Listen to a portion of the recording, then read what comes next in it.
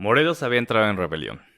El presidente Madero no había utilizado su autoridad, no había querido usar su autoridad para sobreponerse a la conducta propia del ejército y por lo tanto, tras escuchar la respuesta oficial de Madero, Zapata asintía como si ya se lo hubiera esperado.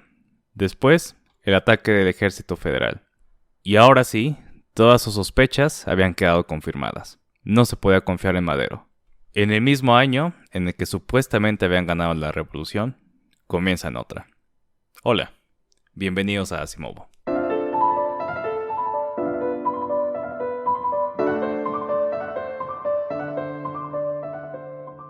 En el episodio pasado nos quedamos en el plan de Ayala y el inicio de la revolución zapatista, propiamente zapatista.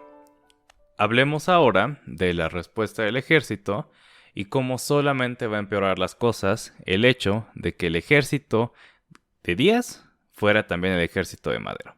Las tácticas federales estaban tomando un camino devastador. Genovevo de la O, uno de los más eficaces líderes zapatistas, llevaba tiempo frustrando a las fuerzas federales en ataques pequeños pero efectivos.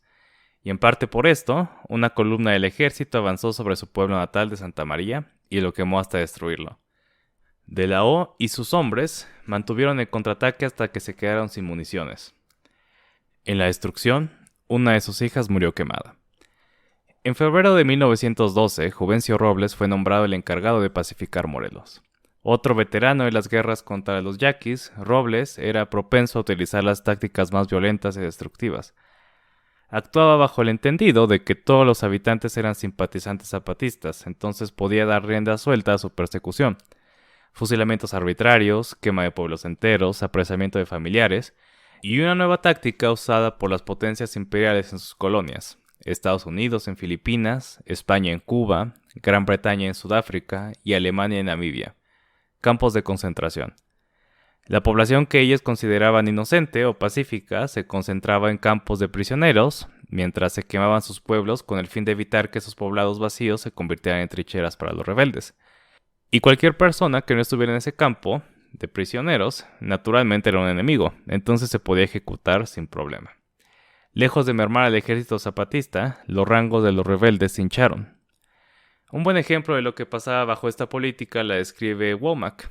Al llegar al pueblo de Nexpa, Robles junta a la población. 136 personas, 131 mujeres y niños.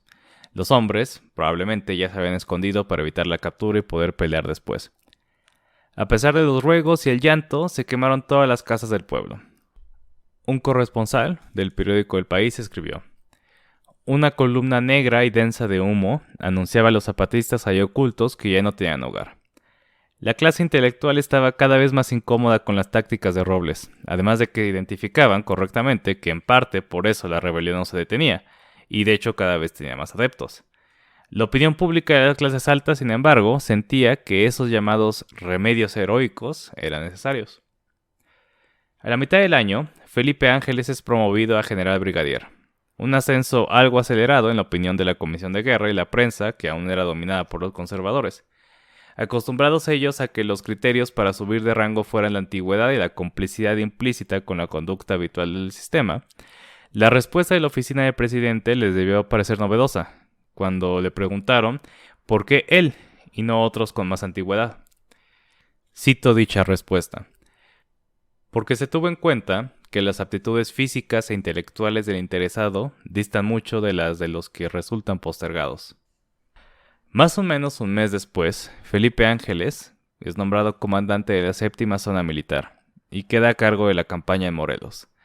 Desde el principio, quedó claro que habría un cambio de tácticas. Ángeles trataría de nuevo de negociar con los zapatistas, pero también retrocedería con la quema de pueblos y otros excesos de Robles. No se detuvieron por completo. Knight resalta que Ángeles, el gran general liberal del ejército federal, vaya rima, continuó con bombardeos, quemas y ejecuciones. Pero la diferencia sí que era marcada. Acciones, también dice Knight, con más criterio que las de Huerta o Robles. Y esto era porque Felipe Ángeles reconocía que existía una solución política escondida a plena vista, porque nadie la quería ver. Sí, los zapatistas estaban totalmente y hasta ahora justificadamente paranoicos y no iban a retroceder o negociar. Pero eso no quiere decir que todo el Estado tenía que ser arrasado para eliminar su influencia. En donde Robles veía a un Morelos lleno de zapatistas y engañados que lo seguían, Ángeles simpatizaba con la situación de la gente del campo. Así que era capaz de imaginarse una campaña militar de pacificación que fuera menos un oxímoron. Los zapatistas continuaron descarrilando trenes, atacando posiciones federales y en los lugares que controlaban seguían cobrando impuestos a los hacendados. Pero Ángeles confiaba en las posibilidades de su enfoque y no aumentó la intensidad de la guerra ni detendría sus declaraciones respecto a la situación, que según él estaba tranquila. La opinión pública, que con tan buenos ojos había visto las acciones de Robles, abrió otro frente en la guerra en Morelos, la de las palabras. Defendámonos, exigían, e incluso insinuaban sabotaje por parte del general. Un par de semanas después de haber llegado a Morelos, Ángeles había hecho unas declaraciones en las que de manera algo desprevenida deja ver sus verdaderas opiniones acerca de la guerra. Cito: "No hay revolución aquí en el sur, no hay guerra. Eso no es una campaña militar, pues las fuerzas del gobierno no tienen enemigo que combatir. En Morelos, como en todas partes, la gran mayoría del pueblo es trabajadora y honrada, pero por desgracia han sido sistemáticamente hostilizados por las autoridades militares que me precedieron en esta jefatura. Con una parte de tacto indicible, han sido perseguidos inhumanamente. Pacíficos campesinos, cuyo único delito consistía en haber dado alguna vez de beber a los zapatistas que se le habían acercado a sus ranchos. E incluso más insultantemente, centenares de hombres han perecido, víctimas de una nerviosidad inexplicable que ha ocasionado que las tropas disparasen contra cualquier grupo que encontraban en los campos y caminos. Innumerables pueblos que han sido incendiados y sus habitantes despojados de sus pocas y pobres propiedades. En fin, con sobrada razón, los morelenses han llegado a considerar a la fuerza federal y auxiliar como sus mayores enemigos". Entonces aquí no solo le está dando la razón a la gente que se unía a pelear, sino que está llamando desproporcionada la acción del ejército y además está diciendo que estaban nerviosos, o sea que actuaban de manera no profesional. Entonces, se podrán imaginar que estas palabras, que en definitiva sí eran algo aventuradas, provocaron una respuesta inmediata, y de hecho casi indignada. Respondió Victoriano Huerta que Ángeles ni siquiera había estado en la primera parte de la revolución, entonces no tenía idea de lo que está hablando. Cito: "Pues precisamente en esa época se paseaba tranquilamente en Europa y el ejército al que hoy ofende y calumnia se batía con denuedo y valor en todos los campos donde imperaba la revolución". Ángeles es un utopista, nada conocedor de la ciencia de la guerra fuera de lo que ha aprendido de los libros. Menos conocedor aún de la índole y fines del zapatismo, así como ignorante en lo absoluto del terreno del estado de Morelos. Y si se preguntan por qué Huerta estaba en posición de estar dando comentarios después de su propio fracaso, pues vamos a hablar un poco más de eso en el episodio siguiente, pero para estos momentos Huerta básicamente no solo había recuperado su renombre, sino que hasta lo había expandido. Y Madero temió ofender al ejército. Este miedo que tenía, en lugar de darle la razón a su general y tratar de hacer algo para dejar claro que él también estaba de acuerdo con esta política, le pide a Ángeles que se retracte, y lo cual hace. En una entrevista dice: "No interprete exactamente mis ideas. Lo de la nerviosidad lo urdió generalizando dos casos concretos que le relaté. Lo de los partes falsos lo generalizó de otro caso que se sabe públicamente. Y lo de las apropiaciones indebidas de casos que él conoce, según parece. Las únicas que yo hice fueron las que se publicaron en Nueva Era". A pesar de estos esfuerzos por limar asperezas entre el gobierno federal y el ejército, Adolfo Gili y yo también encuentro desde aquí los presagios de la caída de Madero. Pero el tiempo demostró lo acertado que había sido Ángeles. Al darse cuenta de que ya no tenían que temer en la misma manera, el reclutamiento y la deserción se convirtieron en un problema para los zapatistas. Se reanudó el diálogo entre el gobierno del estado y los grupos rurales que aún deseaban una revolución apegada a la ley. Muchos combatientes regresaron calladamente al campo sin ser hostigados como represalia, y entonces lo siguieron otros más. Este fue el punto más bajo de la rebelión zapatista durante toda la revolución. Y entre más tiempo estaba Felipe Ángeles en campaña, más simpatizaba con los revolucionarios. Si ya de por sí era el único en los altos mandos del ejército que compartía los ideales liberales del presidente, ahora se estaba convirtiendo también en el único que entendía a los revolucionarios de las clases bajas y también simpatizaba con ellos. Aunque aún no perdía sus propias sensibilidades patricias, estaba convencido de que solo Madero podía ayudarlos y deseaba más que nada hacerlos ver esta verdad. Pero él no era más que un indio, como le dijo un conocido. Así que, más allá de sus campañas militares, nada podía hacer. Y bueno, sabemos que le estaba dando bastante más crédito a Madero del que se merecía, y menos a él en realidad. Cada vez más singular y cada vez más peligroso para el ejército, en realidad Felipe Ángeles no demostró la extensión total de su sentir hacia la causa zapatista hasta 1917, cuando escribió un artículo titulado Genovevo de la O, donde relata eventos ocurridos durante su misión de capturar al líder rebelde que ahora se hallaba operando en el Estado de México, en parte porque las políticas de Ángeles habían mermado tanto su capacidad de actuar en Morelos. Y con esto vamos a cerrar la discusión de Morelos y este episodio. Vamos a hablar de este texto y de lo que nos deja ver. Solo una advertencia, va a haber una referencia a violencia sexual, nada muy explícito, pero me parece importante decirlo, para dejarlo decidir usted si quiere escuchar o no. De nuevo, no es nada muy fuerte, en mi opinión. Y como le decía, ya estábamos acabando. Entonces, si quiere, puede terminar acá o puede seguir. La primera cosa que nota Ángeles es el mal estado en el que estaban las tropas a su cargo y las tropas en Morelos. Cito, ¿en dónde están los cuarteles?, pregunté. ¿Dónde duermen los soldados? ¿De dónde se protegen de las lluvias? Pobres soldados, vivían en la intemperie en aquellas elevadas cimas de lluvias frecuentes, casi continuas, todo el año. No tener siquiera un pedacito de tierra seca donde echarse a dormir. Y esto es muy importante, porque si bien su política tuvo la consecuencia de disminuir al maderismo, le provocaba ser propenso a tener insubordinados adentro de su propio ejército, porque como ya no podían saquear, ya no podían robar en los pueblos a los que iban, y las provisiones eran tan malas, pues estaban mal comidos y de malas todo el tiempo. Continúa hablando de un espía que llegó, que había sido capturado, y de cómo él se rehúsa a matarlo así porque sí, o de manera inmediata, lo cual indignó a algunos de sus hombres, porque antes había habido un espía que se les había escapado cuando estaban borrachos, y llegó Genovevo de la O en un ataque sorpresa, porque ya conocía su posición. De nuevo, pues era un poco cuestión del ejército, ¿no? Que se les había escapado el espía, pero pues, el castigo iba sobre alguien más, ¿no? Un espía nuevo que no tenía nada que ver en realidad.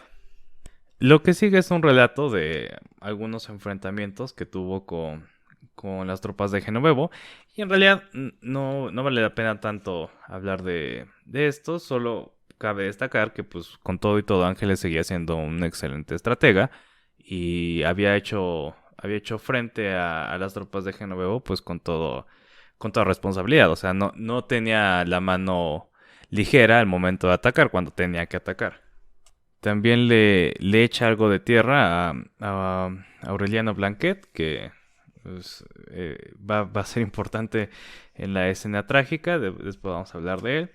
Y básicamente pues lo tacha de ser algo fijado en su imagen, tratar de verse como un héroe y que peleaba para la prensa.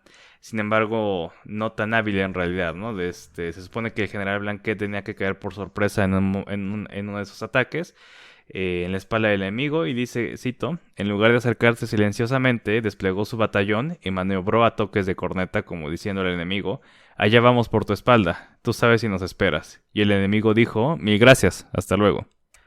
También destaca la habilidad de Genovevo, la habilidad militar de Genovevo. Dice, se juzgará imparcialmente si estas hazañas insignificantes para un general no son meritísimas para un humildísimo indito. que va a ser una constante en la revolución, ¿no? Gente del pueblo que se levanta y resulta ser buen militar. En otro momento importante, le dice un subordinado que salgan a patrullar, pero este le dice: no podemos ir, mi general, porque mi tropa ha salido a un servicio. Pero el pueblo está armado y él puede escoltarnos, le repliqué. Álvarez, este subordinado, me miró con sorpresa y quizás con un oscuro pensamiento de desaprobación. Era hombre bueno, pero estaba embebido el prejuicio antiindígena. Justamente es esto, ¿no? De que él confiaba en la gente de Morelos, que en realidad solo estaba en rebelión por razones de los excesos del ejército, y que no necesariamente lo iban a atacar, así nada más porque sí. Después, este es uno de los momentos, en mi opinión, importantes, llegan a Santa María, el pueblo en el que habían matado a la hija de Genovevo. Nada más quiero aclarar, o sea, la razón por la que ya están de regreso en Morelos es porque la parte que me salté justamente habla de la guerra en el Estado de México y otras batallas en Morelos, pero ahorita ya estamos de regreso en Morelos. Dice: cuando existía ese pueblo, patria del exgobernador porfirista Alarcón, tenía una situación privilegiada y todos los encantos. Ahora era una ruina, como de un pueblo anterior a la conquista. La iglesia era a la vez un cuartel y una caballeriza del ejército federal. Todo aquello era una terrible acta de acusación contra el gobierno. ¿Para qué ser más explícito? Alguna vez lo diré todo si es preciso. Y este fragmento me interesa porque justamente se ve que Ángeles remarca mucho los excesos del ejército y deja implícito que eran básicamente como que los malos. O sea, no lo dice tan abiertamente, pero ya en este momento no solamente es como, tienen un punto, ¿no? Los zapatistas, que es lo que decía en 1912, cuando estaba a cargo de la campaña, sino que ya en 1917 básicamente está pintándolos como la gente más noble y el ejército como la gente más vil. Yo, un descreído, me avergoncé de la obra del gobierno y un indio me apesadumbró el imaginarme que mis hermanos sin hogar, errantes como fieras en los bosques. Y otra acción que seguramente congració a Ángeles muchísimo con la población es que básicamente empezó a reconstruir el pueblo. Y ordenó que la iglesia fuera reconstruida, que dejara de ser un cuartel y que regresara el culto en esa iglesia.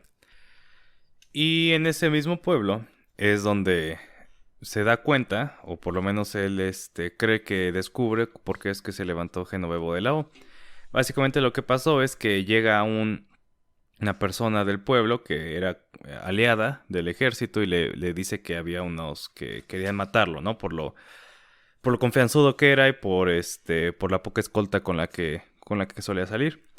Les dice que gracias a esto los meten a la cárcel, los hacen prisioneros, y cuando los va a cuestionar Ángeles le dicen que no, que más bien él, que le había dicho a Ángeles que lo quería matar, era uno de los espías de Robles y que gracias a él había matado a muchas personas. Entonces Ángeles pues se queda, digamos, confundido, o más interesa en el problema en lugar de matar a todos. Se va a ver al gobernador del estado, que para este momento era Patricio Leiva. No era ya ni Figueroa ni Carrión, obviamente, ya de los que hablamos en los episodios pasados, sino ya era alguien mucho más liberal. Lo llama condiscípulo Ángeles. Y se entera básicamente de que hubo una de estas situaciones en las que una hacienda trató de absorber al pueblo de Santa María, hace mucho. Y básicamente lo que había pasado con con estas dos personas, o con estos dos grupos, era que durante el mando de Juvencio Robles se había propiciado que ocurriera esta expropiación, ¿no? Habla de una batalla que fue muy conocida en su momento, porque aparentemente había habido un enfrentamiento importante. Dice que la gente se cubrió de gloria en la prensa, pero él dice que es lo que en realidad pasó. Dice, con unas cuantas armas, los habitantes de Santa María habían cumplido su palabra de recibir a balazos a las tropas del gobierno, que con estos habitantes se batieron heroicamente y mucho tiempo después de que los defensores del pueblo fueron desalojados, entraron las tropas del gobierno y mataron a muchos inocentes, entre otros, algunos u otros miembros de la familia de Genovevo de Lao, y que desde entonces se levantó en armas y transformó de Carbonero en enemigo de la injusticia, inicuos colaboradores de un gobierno bien intencionado, pero pésimamente servido. Y nota algo importante de lo que hablamos en el episodio pasado, esta batalla en la prensa. Dice, después, así como la prensa elogiaba a Robles, Blanquet y Huerta por ser enemigos latentes del gobierno, así abultaba la actividad de Genovevo para hacer creer que a pasos agigantados se derrumbaba el gobierno del señor Madero. Eventualmente, en el relato se encuentra con el teniente coronel Jiménez Riverol, que era el encargado de las expediciones del 29º Batallón. Jiménez Riverol va a ser importante porque también va a actuar en la escena trágica y Ángeles choca bastante con él. Uno de los subordinados, Rafael Izquierdo, ingeniero Rafael Izquierdo, le dice a Ángeles, si usted supiera, me decía, la conspiración que hay y quiénes son los comprometidos en ella, se asombraría usted. Entonces, por este testimonio, dice Ángeles que sospecha desde entonces, tanto Blanquet como los jefes del 29º batallón ya estaban conspirando contra Madero. Sigue un dato interesante, que es que Ángeles era ateo, y describe un camino por el que fueron para perseguir a un grupo de zapatistas, como dice, el camino que yo seguí es maravilloso. Los católicos podrían aprovechar muy bien el encanto de aquel camino cubierto de hermosos árboles y encajonado entre majestuosas montañas, en prestigio del Señor de Chalma. Los creyentes infaliblemente sienten ahí la presencia de Dios, que es un dato interesante, ¿no? Que Ángeles era ateo y extrañamente también, Madero no era ateo, pero era espiritista. En su persecución hacia Genovevo, llegan a un poblado en donde, desafortunadamente, como él dice, llega primero el batallón 29 con Riverol, donde dice que se inventó una batalla contra los habitantes del pueblo y cuelga a algunos infelices. Pero en este pueblo ocurrió una de las cosas más importantes, en mi opinión. Se encuentra una señora que estaba llorando y nadie sabe muy bien por qué. Se entera de que es la querida de Genovevo de Lao y le entrevista a solas para como hacerle entrar en confianza. Y le dice la señora esto. Sí, es cierto, Genovevo de Lao tiene relaciones conmigo. ¿Por qué no? Yo no pierdo nada, pero no me ha impulsado el amor, sino el deber de defender, aunque sea con mis faldas, el honor de mis hermanitas. Y mi amistad con Genovevo protegió la virginidad de mis hermanas. Pero contra la perfidia de los oficiales de usted no he podido luchar. Fueron a mi casa, me dijeron que si yo no aceptaba estar con uno de ellos me traerían presa, pero que aceptaba me darían un salvoconducto. Y acepté, y me encerré en un cuarto con un oficial, mientras los demás violaron a mis hermanitas. Usted comprenderá ahora mi pena. Y pues sí, de hecho, también vale la pena destacar que pues tampoco Genovevo de Lao era como un ángel, ¿no? Pues estaba forzando, por más que esta señora aceptara a tener relaciones con él.